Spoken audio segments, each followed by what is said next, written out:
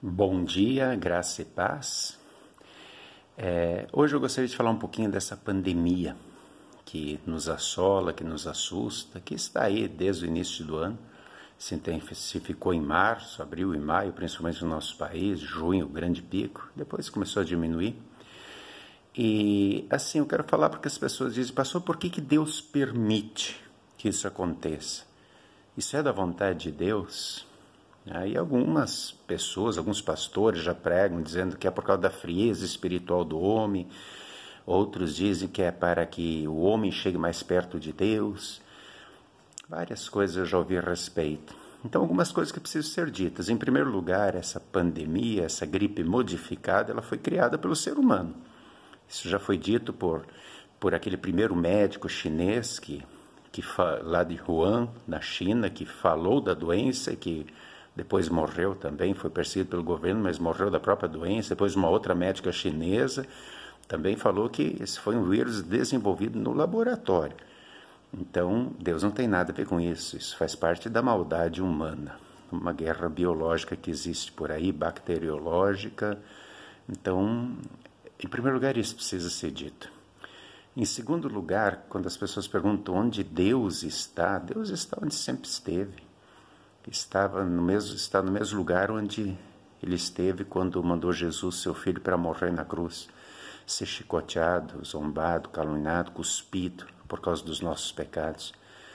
Deus é um Deus que busca o ser humano sempre de volta, porque o ser humano, por causa do pecado, criou esse caos que existe no mundo.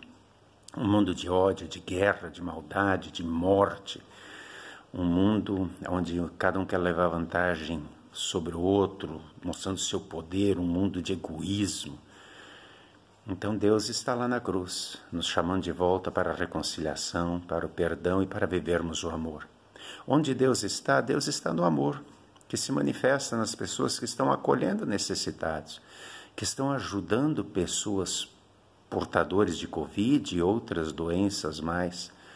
Nesses momentos, Deus se manifesta naqueles que Ele está, através de um coração bondoso, caridoso, amoroso, compreensivo, e que até usa o celular, as mídias sociais, o computador para mandar mensagens de amor, de carinho, de afeto a essas pessoas que estão solitárias e que estão com medo. O pânico é o grande inimigo. Claro que aqueles que não têm Deus no coração apenas se isolam, se fecham, pensam apenas em si, espalham o terror. Aliás, esse terror todo não é tão justificável assim. Eu lembro lá no início, os emissários do terror das mídias, lá em março, diziam que em junho nós teríamos pelo menos 1 milhão de mortos, que o ministro responsável de saúde daquela época, o Mandetta, disse que os caminhões do exército estariam recolhendo os corpos na rua. Cada morte deve ser lamentada, sim, mas cadê o 1 milhão de mortos que teríamos em junho? Hoje nós estamos em outubro. Então não foi assim como preveram esse pandemônio, essa pandemia de caos, de desordem. Não é bem assim.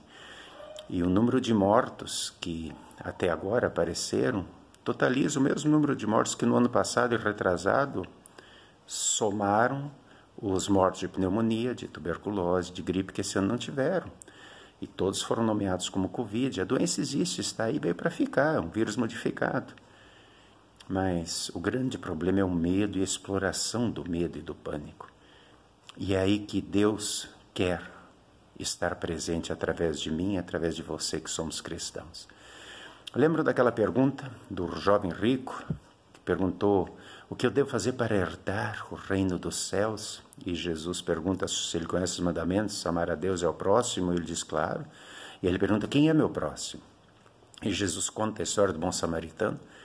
E aí ele fala de um homem que ia de Jerusalém a Jericó e foi assaltado, muito batido, sofrido, estava quase morrendo. E então por aquela estrada passava um sacerdote, um homem religioso, um pastor. Fez de conta que não era com ele. Afinal de contas, os bandidos poderiam estar ali ainda, poderiam pegar ele e fazer a mesma coisa, ele sofrer as mesmas consequências que aquele moribundo que estava ali. Depois passou um levita, pessoas encarregadas do templo que cuidavam das coisas do templo, fez a mesma coisa, fechou os olhos, pensou em si, cuidar de si. Não pensou no outro. Quem o ajudou foi um samaritano, uma pessoa que era de um povo considerado inimigo. Esse o acolheu, limpou suas feridas, não se importando com os ladrões, não se importando com os bandidos que poderiam estar ali e fazer a mesma coisa com ele. Ele se preocupou com uma alma humana que estava precisando dele. Deus se manifestou através dele porque Jesus é o bom samaritano que vem ao nosso encontro, nos acolhe nos nossos momentos de dor, de ferida, coloca-nos nas suas costas, nos leva à hospedaria que é a igreja, onde segue o tratamento com a palavra e com os sacramentos. Com quem você se identifica?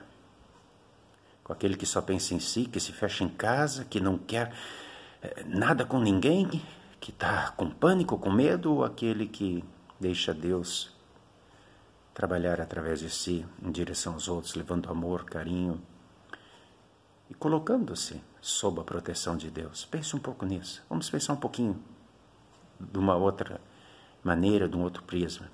Deus esteve sempre no mesmo lugar. Ele está no céu, Ele está lá na cruz, morrendo, sofrendo por nós, para nos dar o perdão dos pecados. Ele está nos chamando para sermos seus filhos.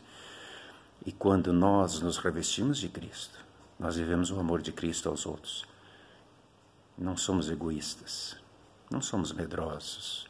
Nós vamos em direção ao outro, acolhendo, amando, perdoando, mesmo que seja através das mídias, levando uma mensagem de carinho, de amor, para aqueles que ainda estão com pânico.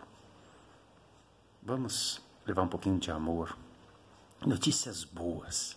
As notícias ruins a mídia se encarrega de dar. Vamos falar notícias boas, vamos levar amor, compreensão, vamos ser o bom samaritano. É isso que Deus espera de nós. Lutero sempre dizia que a gente precisa ser um pequeno Cristo, ali onde Ele nos colocou para viver. Agora é uma hora boa para isso. Pense nisso e haja, que a sua fé seja ativa no amor. Amém. Senhor, meu bom Deus, amado Pai Celeste, muito obrigado por nunca me abandonares.